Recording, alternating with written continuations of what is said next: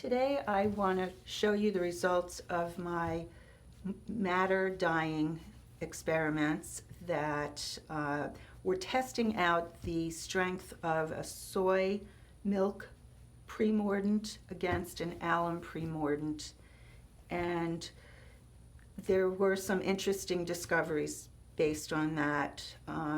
But before I go into that, I want to show you that I have harvested the remainder of the madder root that I used for dyeing, and I had thrown it into the pot with the fabric, then brought up the heat, and as you can see, a lot of the fabrics have marks on them from the madder root sticking to them and not giving a nice even consistency.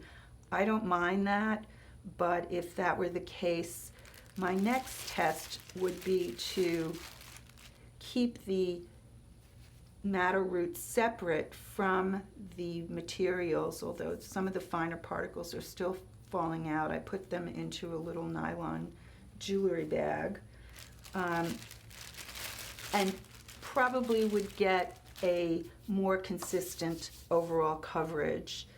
These were wet before they were put into the madder bath. The madder bath needs to be heated first to 90 degrees Fahrenheit for a half hour, and the heat is really what's helping the dye to react with the fabric. And then I bring it up to 180 degrees for another half hour or a little bit more. And once that was done and these were dried, rinsed and dried, I could compare some of the color differences based on the dyes.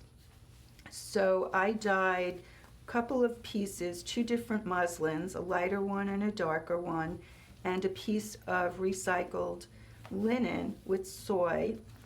And then these two cottons were done with alum, and they have similar results. This is also the number 2 cotton, which is more of an unbleached color beforehand. So I got a darker madder on that one.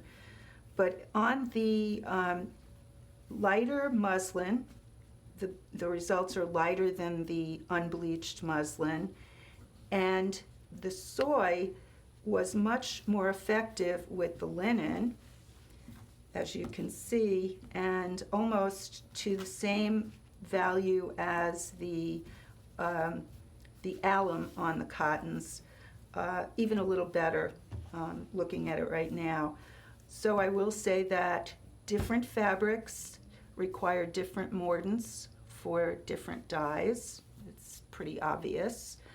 And finding out what your anticipated results would be is really going to make the difference between whether or not you want to use those darker producing mordants or something a little gentler like possibly the soy. This is a piece that is also on the unbleached muslin without a mordant, heated up in a second round of the dye bath, which I have the remainder of here.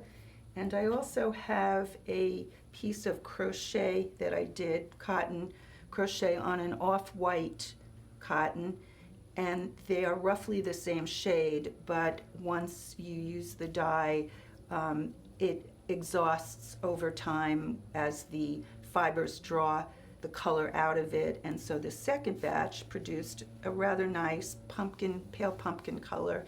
And for me, being someone who knows that the imperfect is always possible with these natural experiments, that I don't mind having a broad range of results, and I will utilize these in projects as they are called for, and when they work with something that they suit.